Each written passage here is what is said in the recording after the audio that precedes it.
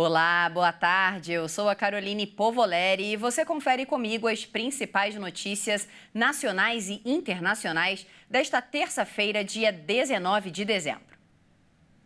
O ministro do Supremo Tribunal Federal, Alexandre de Moraes, determinou que 46 presos pelos atos do dia 8 de janeiro recebam liberdade provisória. Apesar da decisão, os envolvidos continuam respondendo pelos crimes e devem usar tornozeleira eletrônica. Ao todo, 66 pessoas, entre as mais de 2.000 que foram detidas por causa da manifestação extremista, continuam presas. Moraes também validou 38 acordos firmados entre a Procuradoria-Geral da República e pessoas que respondem a ações pelos atos do dia 8 de janeiro.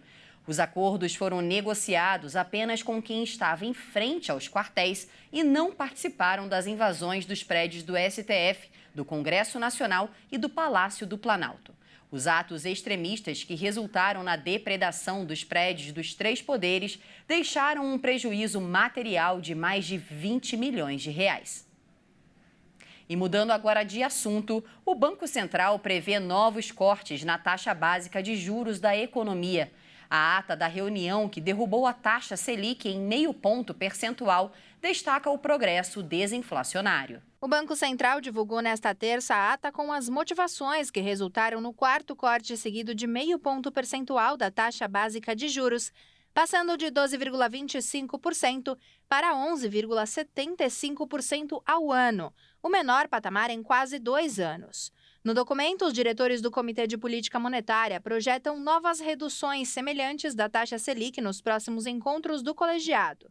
A próxima decisão será anunciada no último dia de janeiro de 2024. Segundo a ata, os membros do Copom concordaram por unanimidade com a expectativa de cortes de 0,5 ponto percentual nas próximas reuniões. Para os analistas, esse é o ritmo apropriado para manter a política monetária contracionista necessária para o processo desinflacionário. A avaliação leva em conta que a taxa Selic é o principal instrumento da política monetária para determinar a inflação em uma economia. Isso acontece porque os juros mais altos encarecem o crédito, reduzem a disposição para consumir e estimulam novas opções de investimento pelas famílias. Diante da sequência de baixa dos juros, o Copom nota que houve progresso desinflacionário relevante, mas observa que ainda vê com cautela o processo de desenvolver a inflação para o centro da meta de 3,5% estabelecida pelo Conselho Monetário Nacional. Assim, a ata destaca a necessidade de manter uma política monetária ainda cautelosa para atingir o objetivo. E mulheres de todo o estado de São Paulo participaram do último encontro do ano do Ministério Mulheres que Vencem, realizado no último sábado. O dia foi marcado por muito louvor, oração e, claro, muitas bênçãos.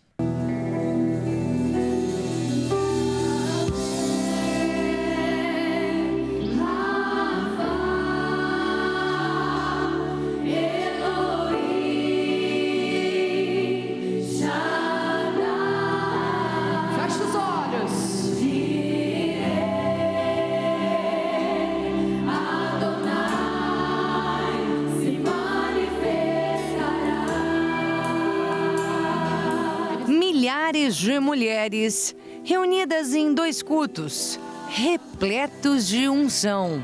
Muito bom dia, mulheres que vencem! Se coloque de pé que nós vamos receber o convidado principal dessa manhã, que é Jesus Cristo, Rei dos Reis.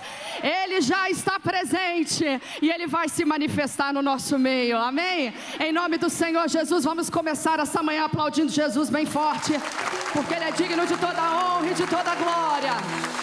Na abertura do primeiro culto, o missionário R.R. Soares ministrou uma palavra de salvação. Nós que aceitamos Jesus, nascemos de novo, nós estamos marcados que somos do reino de Deus. Mas e os nossos filhos, filhas, netos, netas, bisnetos e por aí fora vai, vão ser salvos?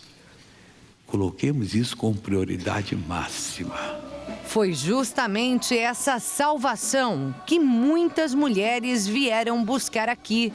A dona Adélia, por exemplo, busca pelos filhos e mais. Pela minha família, a salvação da minha família. Essa é a maior bênção que a gente espera na face da terra, né? A salvação da família. Geração eleita.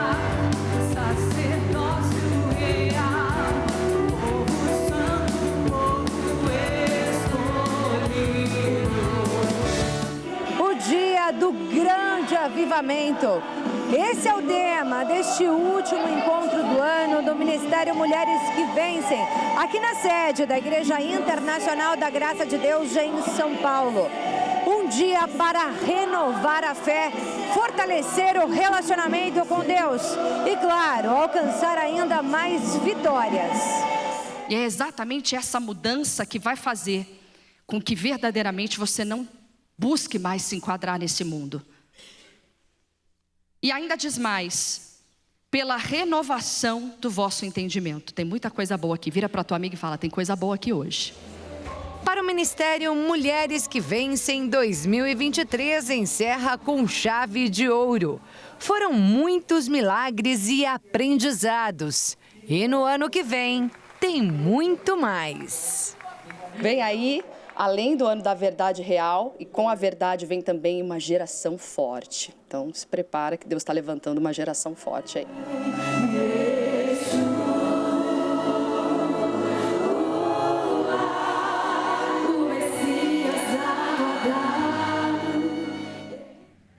E agora, nos destaques internacionais, um terremoto no noroeste da China deixou pelo menos 127 mortos e mais de 500 feridos hoje.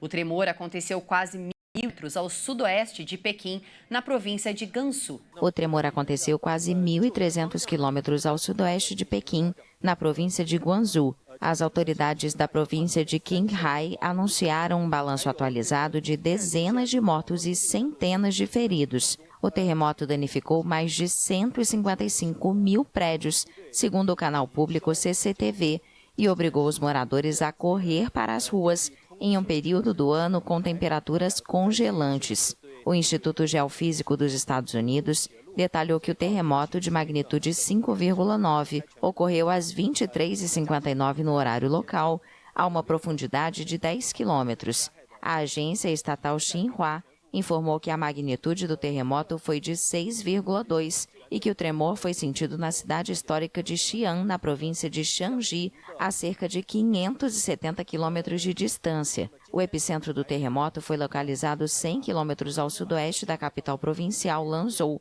e foi seguido por vários tremores secundários. Este é o terremoto com o maior número de vítimas na China desde 2014, quando mais de 600 pessoas morreram em um tremor na província de Yunnan, no sudoeste do país.